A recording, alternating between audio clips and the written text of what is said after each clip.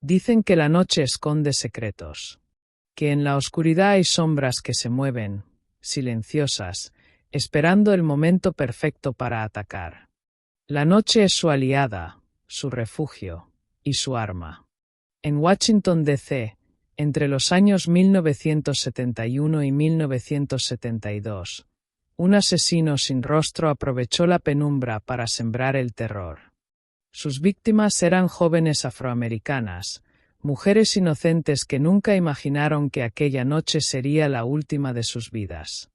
Se le conocía como el fantasma de la autopista. Su apodo no era una exageración. No dejaba huellas. No dejaba testigos. No dejaba pistas. Solo cuerpos. Cuerpos abandonados en los márgenes de la autopista, como si fueran desechos. Como si la vida de esas mujeres no valiera nada. 6 víctimas en total. 6 mujeres con sueños, con familias, con vidas, arrebatadas en el más profundo misterio. Todo comenzaba de la misma manera. Una joven desaparecía sin dejar rastro. En algunos casos, sus amigos o familiares recordaban haberla visto por última vez caminando sola por una calle desierta o esperando un autobús en la noche. Pero no importaba dónde estuvieran. No importaba si era una zona concurrida o un lugar apartado. Una vez que él las elegía, simplemente desaparecían. Horas después, o en algunos casos días, sus cuerpos eran encontrados. Siempre estranguladas.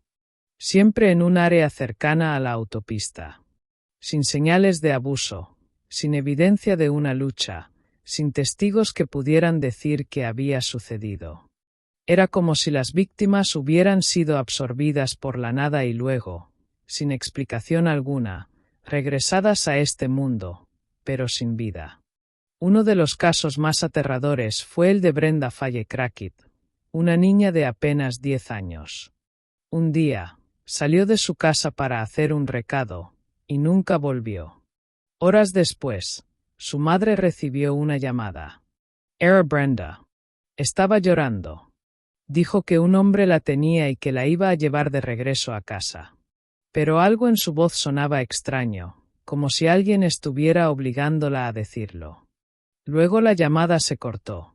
Al día siguiente, su cuerpo apareció a un costado de la autopista. Estrangulada. Descalza.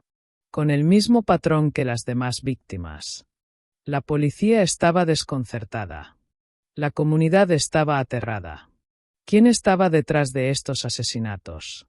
¿Era un hombre solitario, acechando a sus víctimas en la oscuridad? ¿O era una red más grande, un grupo operando en las sombras? Las teorías no tardaron en surgir. Algunos creían que el asesino era un conductor de camión, alguien que trabajaba en la carretera y podía moverse sin levantar sospechas. Otros aseguraban que podía tratarse de un policía corrupto, alguien con suficiente conocimiento de los procedimientos para no dejar rastros. Pero había otra teoría, una que ponía los pelos de punta. Algunos creían que el fantasma de la autopista no era un hombre común, que no era un simple asesino en serie. Decían que no podía ser capturado porque no era humano. Testigos afirmaban haber visto figuras oscuras moviéndose entre los árboles cerca de las carreteras, sombras que parecían observar en la distancia. Otros aseguraban que, en las noches en que desaparecía una joven, la neblina cubría la carretera de forma antinatural, como si algo estuviera acechando en el aire. Pero claro, la policía no podía trabajar con supersticiones. Necesitaban pruebas. Y el problema era que no tenían nada. Los asesinatos seguían ocurriendo y la presión sobre la policía aumentaba. Se crearon grupos de vigilancia vecinal, los noticieros transmitían advertencias constantes y se pidió la ayuda del FBI. Agentes experimentados analizaron los casos, revisaron cada pista, entrevistaron a cada posible testigo, y aún así, el asesino seguía libre. Las semanas pasaban y el pánico crecía. Las jóvenes tenían miedo de salir solas. La gente cerraba sus puertas más temprano. Washington DC nunca había estado tan tensa. Y, de repente, el asesino desapareció. Sin aviso. Sin explicación. Sin pistas. Después del último asesinato en 1972, no hubo más rastros del fantasma de la autopista. No se encontraron más cuerpos. No hubo más desapariciones con su mismo patrón. Fue como si se hubiera desvanecido en el aire, como si nunca hubiera existido. Murió. Hugh. ¿Se cansó de matar? Décadas después, un detective retirado decidió reabrir el caso. Con acceso a nuevas tecnologías forenses, comenzó a analizar viejas pruebas, informes y testimonios. Y lo que encontró fue escalofriante. Al comparar las desapariciones de Washington DC con otras en estados cercanos, descubrió que, años después de que el fantasma dejara de matar, comenzaron a ocurrir asesinatos con un patrón casi idéntico en otras ciudades. Mujeres desapareciendo en la noche, cuerpos abandonados cerca de autopistas, estranguladas, sin señales de lucha. Lo que más inquietó a los investigadores fue una carta anónima recibida por la policía en 1980. La carta decía: «Sigo aquí. Me muevo. Me adapto. Pero siempre observo». ¿Era una broma? ¿O era realmente el fantasma de la autopista burlándose de la policía?